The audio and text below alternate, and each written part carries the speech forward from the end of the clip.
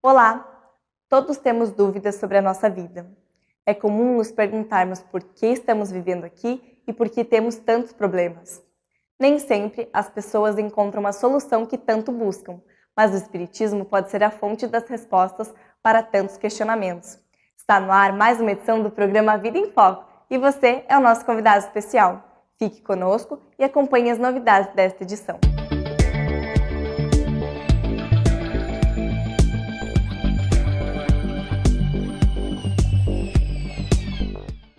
O processo de reencarnação ainda é fruto de muitas dúvidas. O Espiritismo nos mostra que Deus, inteiramente justo e bom, nos proporciona a característica de seres imortais, que podem, através de várias existências, atingir a perfeição. Mas será que, conforme reencarnamos, carregamos as dívidas contraídas em encarnações passadas? Será que, então, a reencarnação deveria ser vista como uma punição e não como uma bênção? É isso que discutiremos na entrevista de hoje com Cosme Massi. Não perca! A Vida em Foco tem também curiosidades, crônica, o quadro Espiritismo Esclarece e, fechando o nosso encontro de hoje, mais reflexões sobre a doutrina espírita e os ensinamentos de Jesus.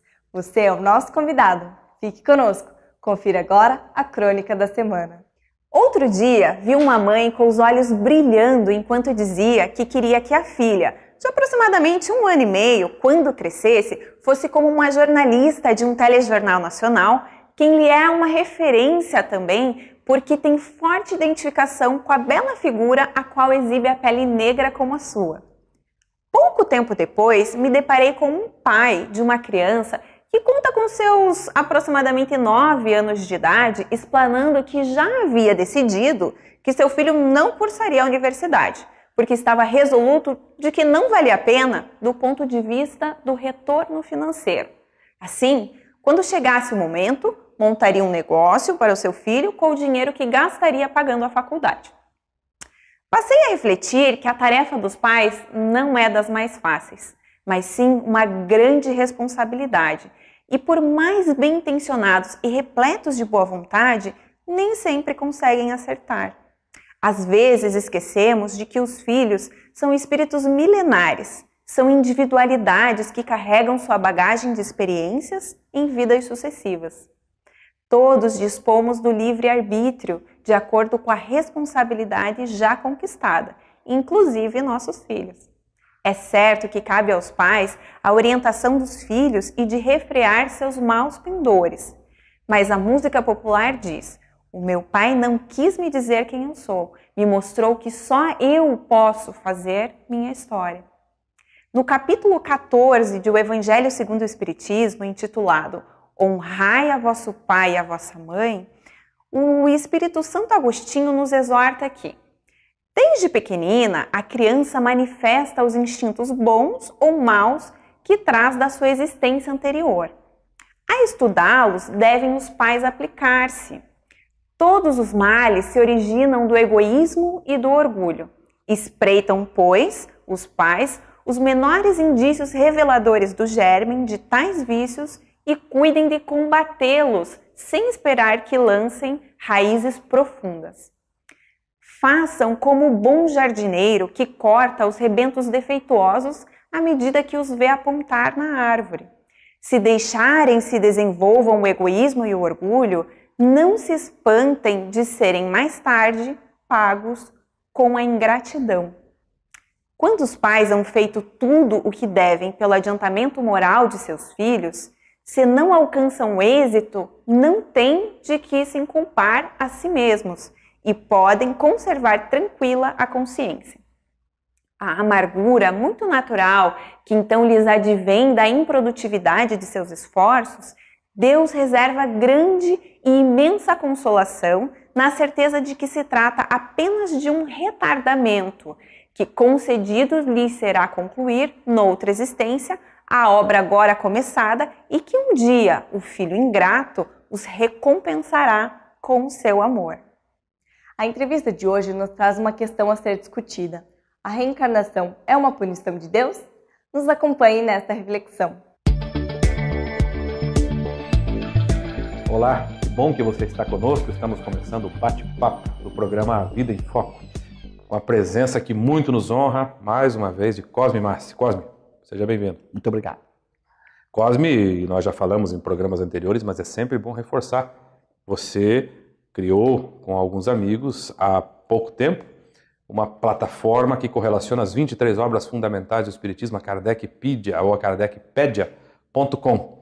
Gratuita, você pode acessar a obra. E enquanto nós estamos aqui conversando, os termos que nós utilizamos, entre na Kardecpedia e digite a palavra de busca e ela vai fazer uma correlação em 4 idiomas desta palavra ou desse texto de busca nas 23 obras fundamentais para quem deseja conhecer o Espiritismo em profundidade. E o Cosme, que aqui está, é o idealizador dessa plataforma. E aproveito para dizer que muito em breve, talvez dentro de 30 ou 60 dias, no máximo 90 dias, também estará disposto em aplicativo para o celular, tanto para quem tem celular em iOS, em iPhone, ou quem tem também celulares que usam aí o sistema do Google, o Android. Eu ouvi falar que até no modo offline, é isso? Não sei nem o que é isso, mas... O aplicativo vai ter a vantagem que para muitas funcionalidades você nem precisará estar ligado à internet. Por exemplo, para estudar as obras relacionadas entre si, você não vai precisar estar na internet. E os aplicativos também estarão disponíveis nas lojas para baixar, tanto na loja do Google quanto da Apple, gratuitamente. As pessoas não vão pagar nada para baixar os aplicativos.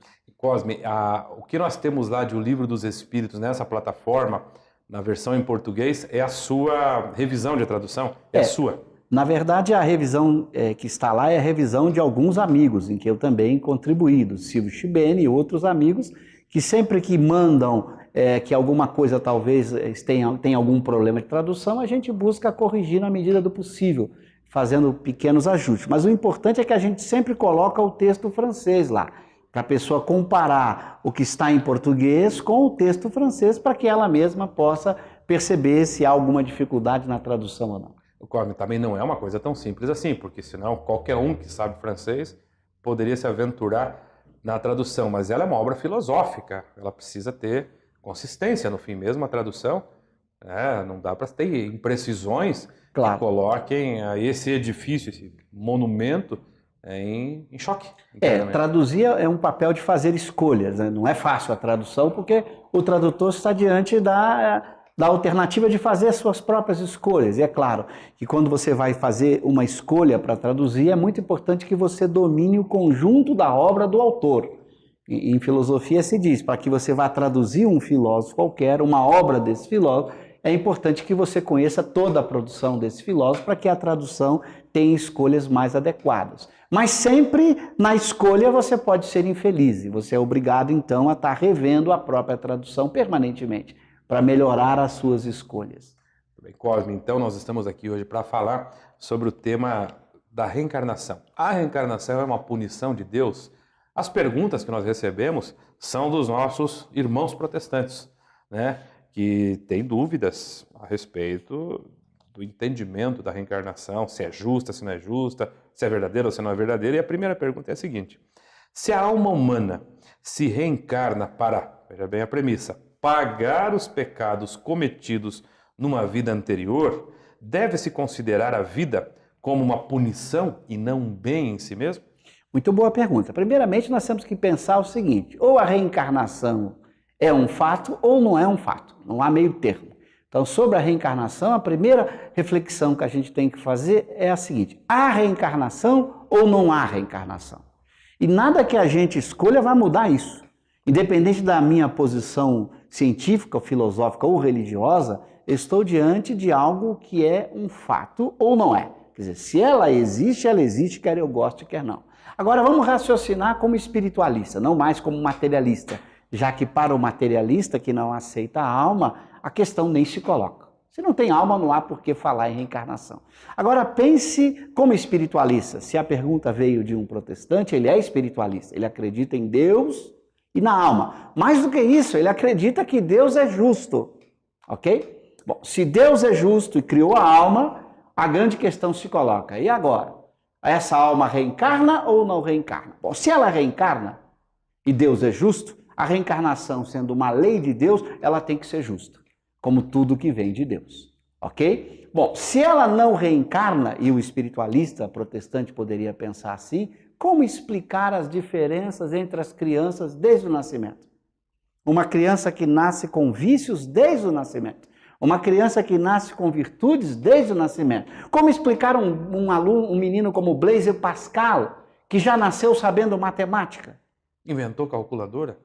Desde cedo, Pascal foi considerado um gênio. Isaac Newton, que aos 12 anos de idade, o seu professor levou à sala do diretor e disse: eu já não tenho mais o que ensinar a esse aluno. Eu entrego a minha cátedra para ele, eu tenho que aprender com ele. Aos 12 anos de idade. Como explicar os gênios? Ou o contrário, como explicar aquela criança que nasce com deficiência mental gravíssima? Há casos de crianças que mesmo depois de adultas sequer reconhecem os pais, dado o nível de deficiência mental. Como explicar essas diferenças se Deus é que cria a alma e se essa criação se desse no momento do nascimento da criança? São perguntas que o espiritualista vai ter que responder. Que Deus justo criaria uma criança com virtudes, outra com vício, uma criança com alto nível de inteligência, outra com dificuldade até de reconhecer os próprios pais? Como explicar essas diferenças entre as almas? Estou perguntando ao espiritualista, não ao materialista. Se a gente pensa na reencarnação e na justiça de Deus, tudo se encaixa. Deus criou a alma não para colocá-la naquele corpo, naquele momento. A alma foi criada muito tempo antes deste corpo que ela está vivendo agora. E foi criada simples e ignorante, todas iguais. E que ao longo do tempo foram, pelas próprias experiências, se tornando diferentes, escolhendo os seus caminhos, suas experiências. Então veja que a razão permite uma conciliação entre um Deus justo e uma alma criada por Deus. Se eu uso a reencarnação, eu entendo essas diferenças. Então Deus passa a ser justo. Ora, se Deus é justo, e se a reencarnação é um fato, eu não posso refletir ingenuamente que a reencarnação é apenas um instrumento de punição no sentido de dar ao indivíduo aquilo que é o resultado do mal praticado. Claro que se eu pratiquei o mal, eu tenho que reparar esse mal. Então é claro que há vidas na Terra que são punição, neste sentido de reparar o mal praticado. Porque a própria palavra punição tem muitos sentidos diferentes. Ok. Temos mais perguntas, Cosme, né? São várias aqui feitas pelos nossos irmãos protestantes. Fazemos um breve intervalo para dar uma respirada e já retomamos. Fique conosco que nós já continuamos.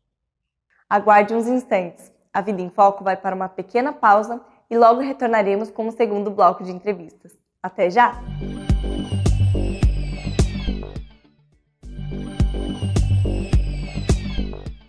Retornamos com o segundo bloco da entrevista de hoje, trazendo o tema Reencarnação, bênção ou punição divina? Vamos assistir. Muito bem, estamos de volta conversando aqui com Cosme Massi, pesquisador, estudioso das obras de Kardec há quase 40 anos. Não é brincadeira. E cada vez ficando melhor ainda. Aprendendo mais. Cosme, a pergunta anterior que suscitou aí uma belíssima exposição, ela traz em si uma ideia de punição, né, embutida. A reencarnação seria, portanto, para esse que nos pergunta, e, claro, não acredita na tese da reencarnação, por conta disso, a gente já percebe que a pergunta está contaminada com essa ideia, ela traz a ideia embutida de que a reencarnação é uma punição. O que falar sobre isso? Punição. Muito boa. De novo, volto sempre àquilo que eu já observei algumas vezes em nossas entrevistas. A gente não pode achar que as palavras têm um único significado e que há significado verdadeiro para as palavras. Não há. Toda palavra tem muitos significados. Kardec usa a palavra punição divina. Mas a definição, o que o Espiritismo entende por punição divina? A visão espírita de punição é as consequências das ações que eu pratico, daquelas ações más. Por exemplo, se eu resolvo comer demais e eu adoeço, passo mal, isso seria chamado de punição divina para o Espiritismo. É a consequência da escolha equivocada que eu fiz. Eu me alimentei acima daquilo que a minha estrutura orgânica resiste e eu passei mal. Então isso seria uma punição divina. Não é uma intervenção, é uma consequência natural. A definição, aproveitando a sua frase, textual na obra de Kardec, e aqueles podem lá na pergunta 1009 de O Livro dos Espíritos, basta escrever lá na Kardecpédia 1009, que ele vai cair na pergunta 1009, ele vai observar lá no finalzinho da pergunta, tem uma mensagem assinada Paulo, o apóstolo, em que Paulo define exatamente isso, a consequência natural do falso movimento da alma. Quando a alma faz uma escolha contrária às leis naturais, a consequência dessa escolha é chamada de punição. Do mesmo jeito, se eu pego uma faca e corto o meu dedo, isso inflama, gerando um problema, isso foi consequência natural de um falso movimento da alma. Isso seria a punição. Claro que a reencarnação tem que atender isso. Se a alma faz o mal no passado, cria uma dificuldade para outra, ela tem que reparar esse mal. Ela tem que receber de volta as consequências, senão não teria justiça. Senão seria fácil eu prejudicar os outros e não ser responsável por isso. Então eu vou ter que reparar aquilo que eu fiz. Esta vida que eu reparo é chamada de expiação ou de punição.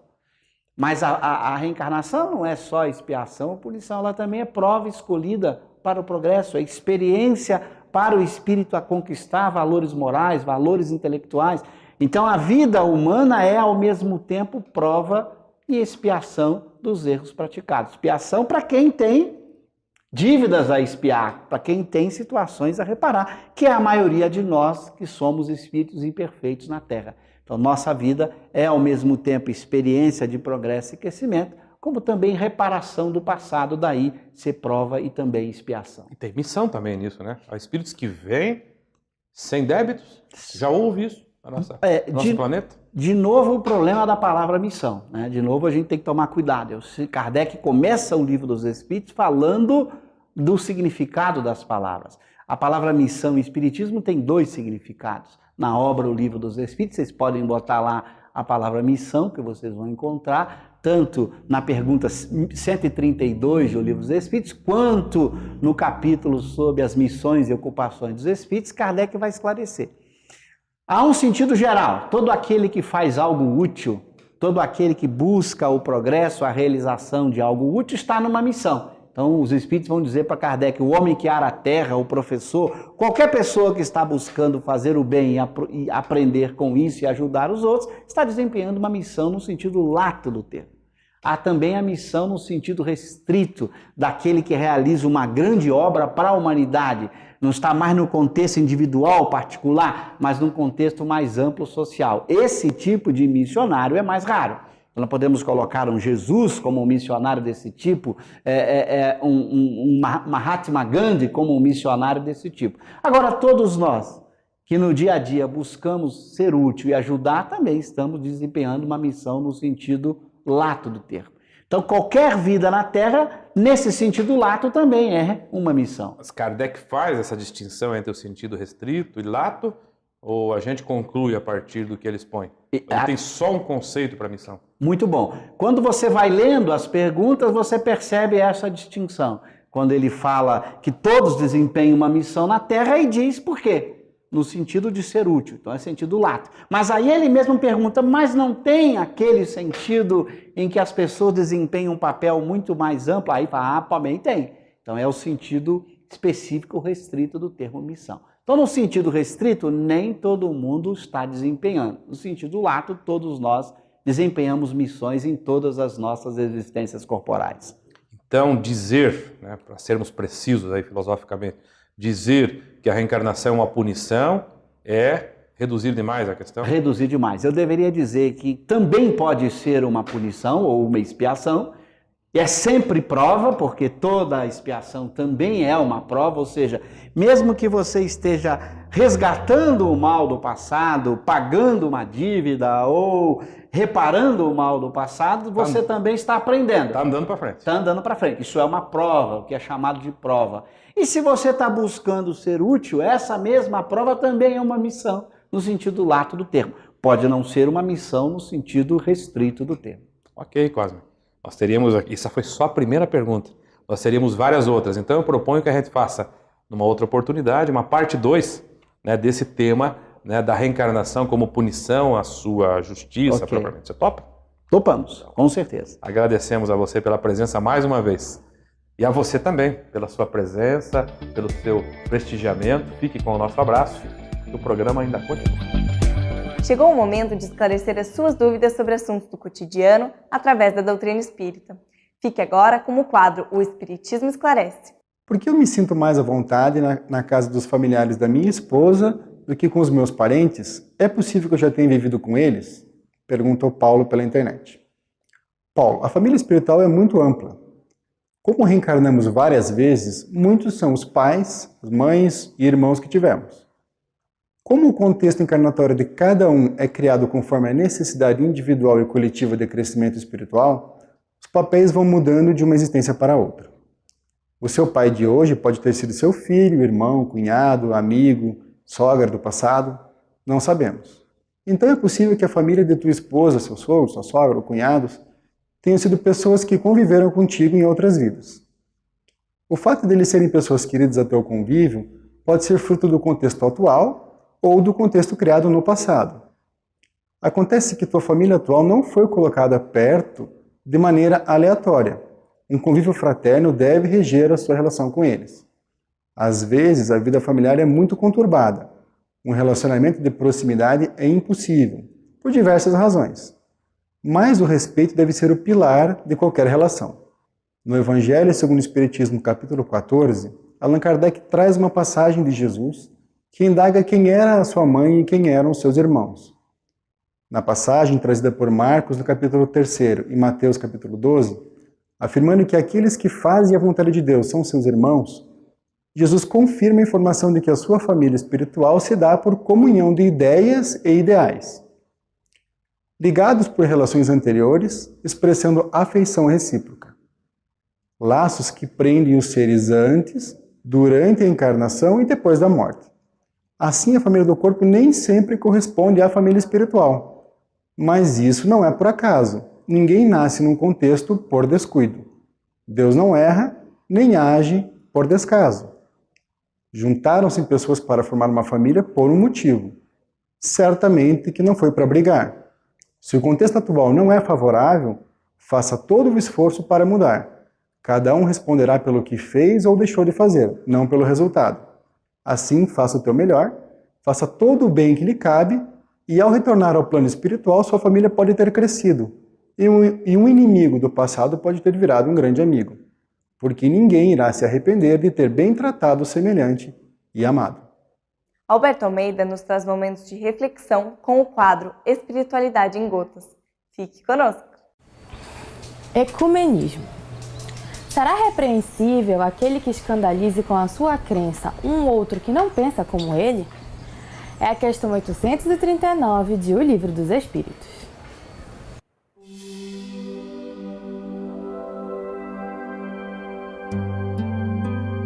Espiritualidade em gotas. Isso é faltar com a caridade e atentar contra a liberdade de pensamento. Foi a grande contribuição que os espíritos deram sobre o ecumenismo em meados do século XIX.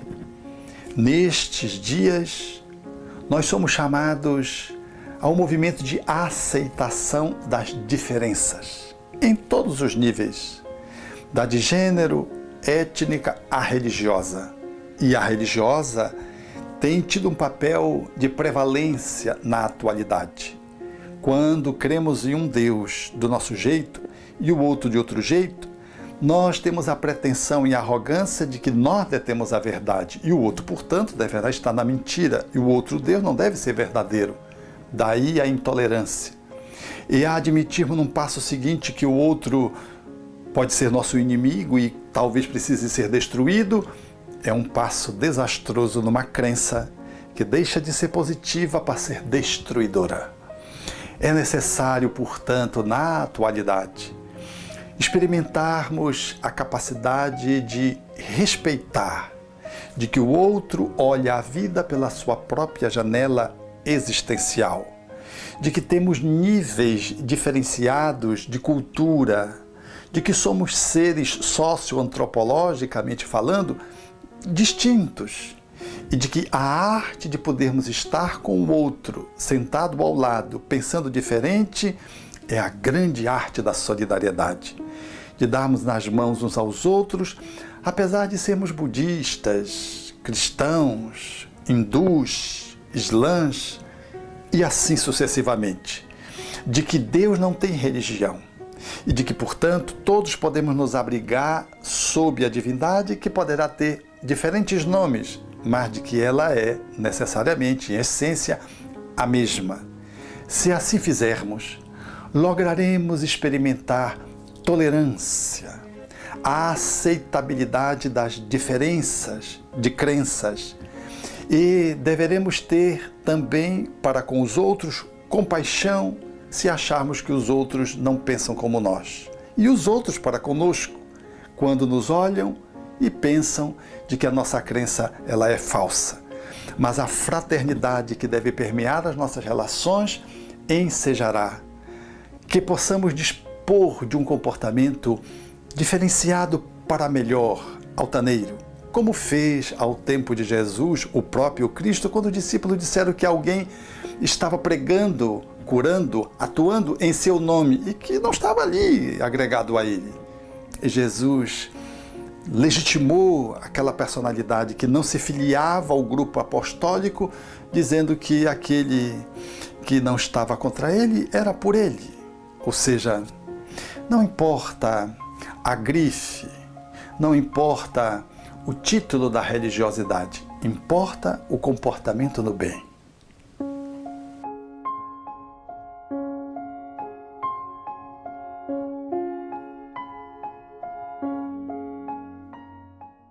Obrigada pela sua companhia. Estamos chegando ao fim de mais uma edição. Recordando que você pode ajudar a produzir o programa.